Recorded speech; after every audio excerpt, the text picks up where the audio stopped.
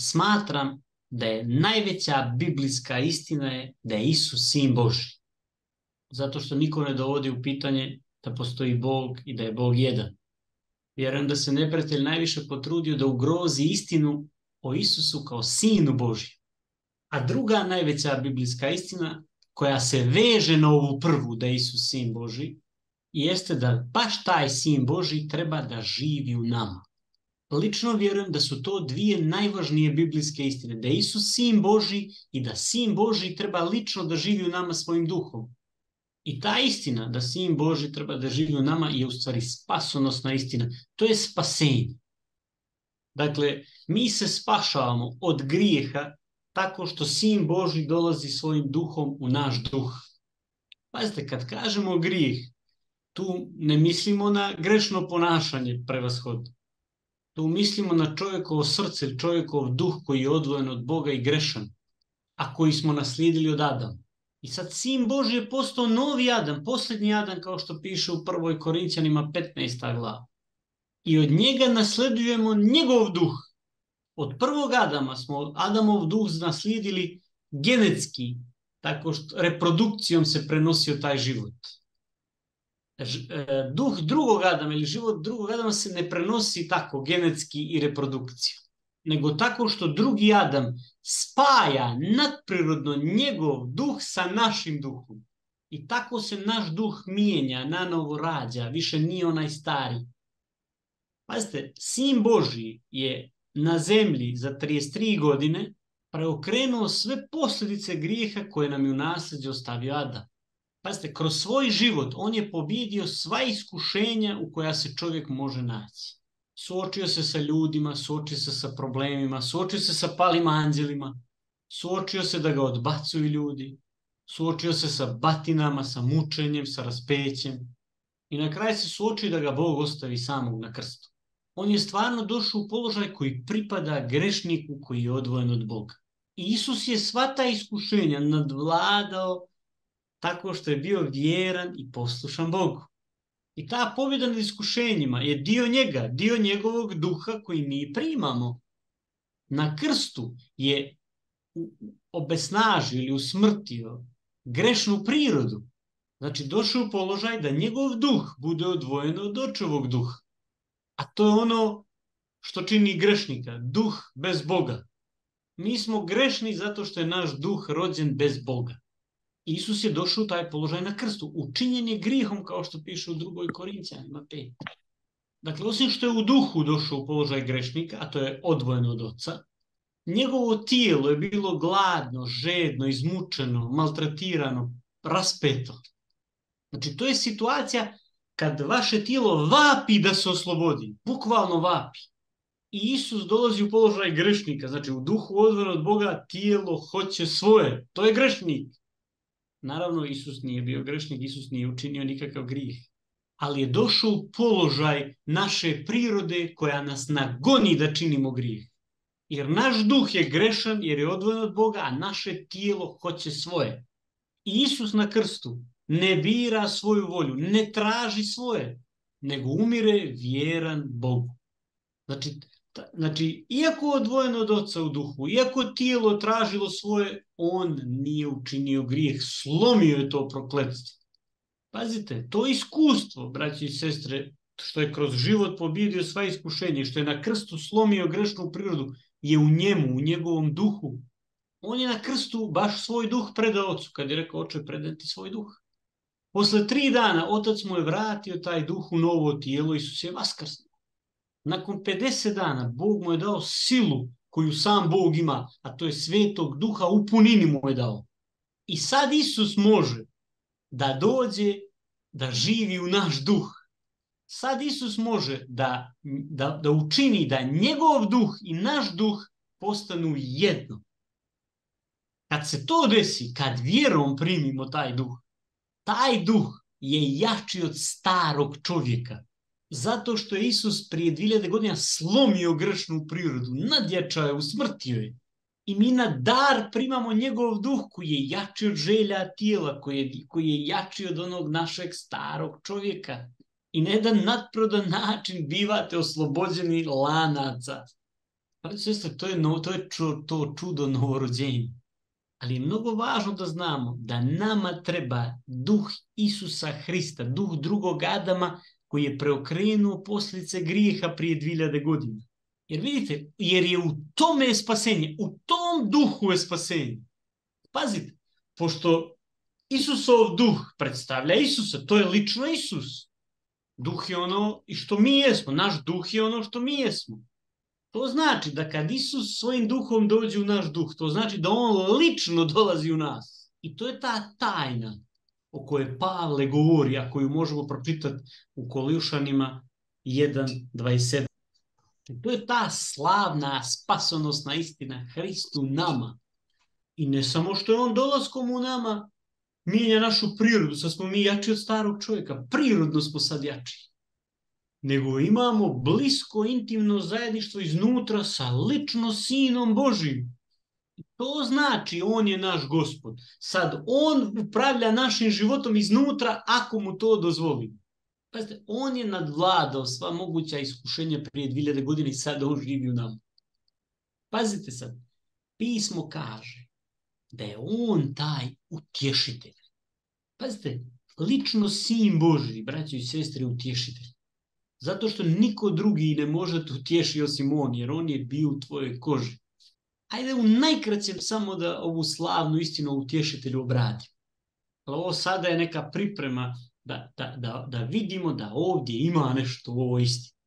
Možemo da pročitamo Jovan 14. glava 16. stih. Znači, Isus kaže da će Otac poslati drugog utješitelja. Da bude s nama uvijek, piše. Ajmo u 17. stih. Ko je sad taj utješitelj? Malo bliže da vidimo. Sad vidimo da taj drugi utješitelj je duh istine. Ali ko je on? Ko je taj duh istine? Ajde u 26. stihu da pročitamo još jednom ko je duh istine. Znači, ovaj utješitelj ili duh istine je sveti duh, kaže Isus. Ali vratimo se sad na 17. stih. Kad Isus identifikuje tog duha, pazite šta on kaže. Vi ga poznajete, kaže. U našem prevodu piše, jer boravi sa vama i bit će u vama. Ko boravi sa njima? Isus, on govori o sebi. Ajmo 18. stih, da potvrdimo to.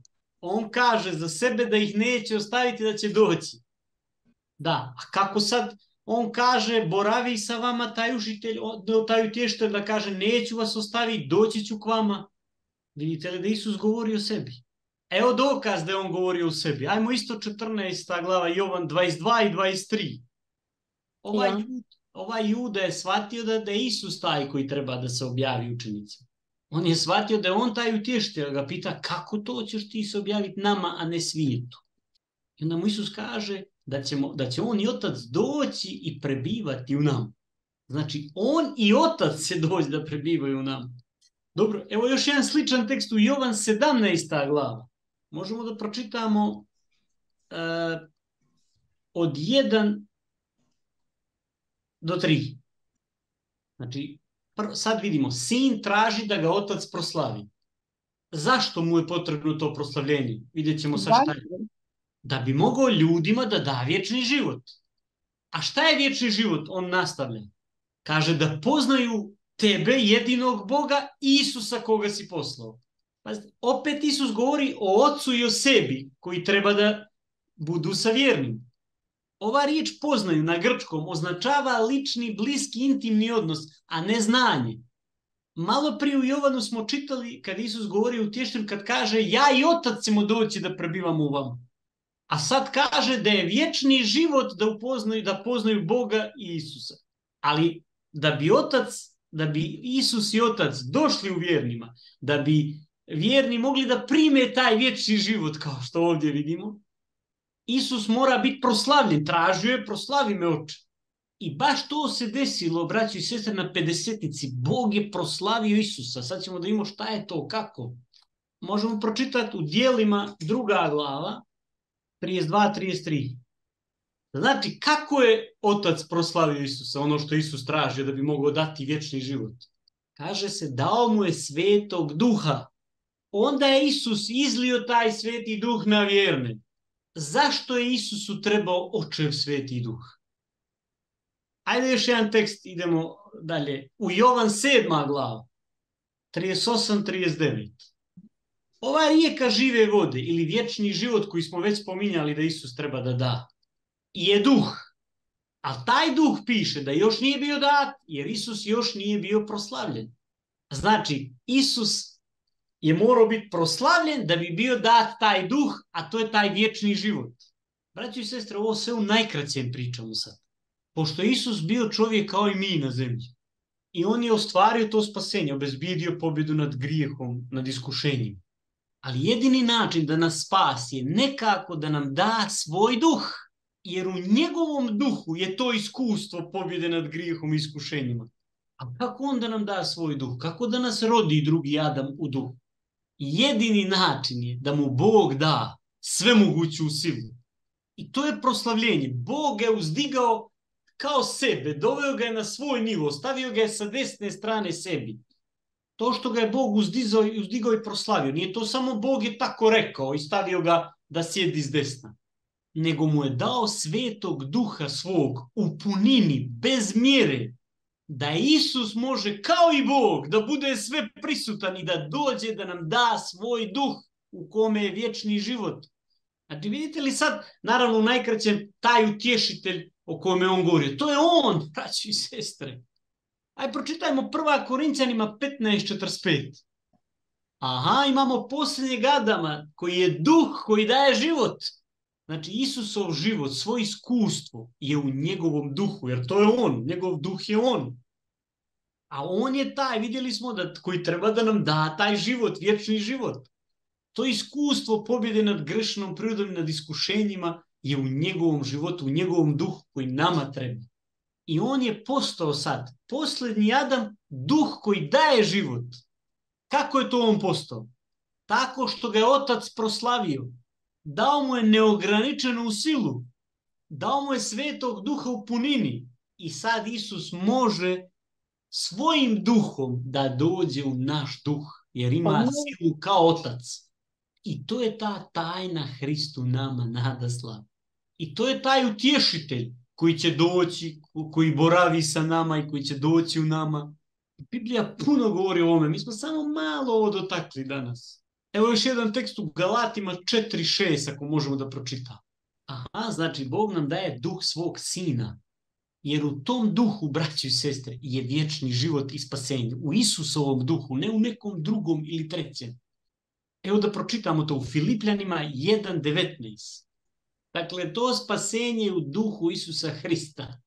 Zato što je Isus drugi Adam koji je preokrenuo posljedice koje smo naslijedili od prvog Adama. I zato je to ključna spasonosna istina Hristu nama, nada slava. To je vječni život. To je vječni život. Ali znate šta je još radosna vijest? Isus svojim duhom dolazi u naš duh kroz očevog svetog duha, jer u očevom svetom duhu je sila. Što znači da kad primimo Isusa, mi zajedno sa Isusom primamo i Oca, jer su oni već jedno. I to je ono što Isus kad je rekao utještelju, kad je rekao moj Otac će ga voljeti i doći ćemo k njemu. K vama, vjernima, naravno. Evo, ajde da pročitamo jedan tekst koji to potvrđuje. U Jovan 14. glava, od 19 do 21. Isus kaže ovdje, ako je isti prevod, da ga svijet neće vidjeti, ali da će ga učenici vidjeti. Na što on misli? Kako će oni da ga vide? On im kažu, taj dan će se spoznat da sam ja u Otcu svom i vi u meni i ja u vama. Koji je to dan? Pedesetnica. Tada je Otac dao svetog duha Isusu u punini, Isus je došao u vjerne. I tada su oni spoznali ovo što Isus rekao, da je on u Otcu svom i da su oni u njemu i da je on u njima. Znači to je taj spoj, braći i sestre. Otac, sin u vjernima. Sin nikad ne bi mogao da dođe da živi u nama da nema očeve sile. I kako to sin dolazi očevom silom? Šta je to očeva sila? Sveti duh. Znači Isus dolazi u vjernima očevim svetim duhom. I šta donosi vjernima? Sad smo samo neke tekstove čitali. On donosi vjernima svoj duh u kome je spasenje. On je sad taj duh koji daje život. Jer je u tom duhu ili u tom životu preokrenuto sve ono što je Adam ostavio u nasljeđe. I to je ta tajna Hristu nama nada slavi. To je spasonosna istina. Šta kaže Pavle? Kako da se vjerni preispitaju da li imaju vjeru? 2. Korinćanima 13.5. Znate šta Pavle sugeriše vjernim? Kako da ispitaš jesi li u vjeri? Da li je Hrist u vama? Jer ako Hrist nije u vama, u nastavku piše da smo otpadnici. Probao sam večeras, naravno u najkraćem, bez ulaženja u detalje, da iz još jedne perspektive pokažem koliko je važna ova istina o Hristu u nama. Bez Hrista u nama nema spasenja. To je ta vjera o kojoj Pavle ovdje govori. Zato što ako nismo primili Hrista, ako nemamo to ulje koje su imale mudre djevojke, onda imamo duh prvog Adama. A to je duh koji u neprijateljstvu sa Bogom, duh koji nije kvalifikovan za nebo. Zato, braćo i sestre, sve uložite da pronađete ovaj biser. Sve prodajte da kupite njivu u kojem se nalazi ovo sakriveno blago. To je Isus. Naravno, ovo je iz njegovih parabola. I još puno Biblija govori o ovoj temi i nadam se da ćemo sve to uspjeti da obradimo. Najmanje što možete da uradite jeste da rečete, evo Gospode, dajem ti svoje srce. Ako imaš nešto novo da mi kažeš, tu sam. Možda je došlo, Gospode, vrijeme da idem korak dalje u svom duhovnom životu. Ovdje nema nikakvih doktrina, rasprava, ništa, samo Hrist. Ovo je veličanstveno kad se iskusi. To je velika sloboda.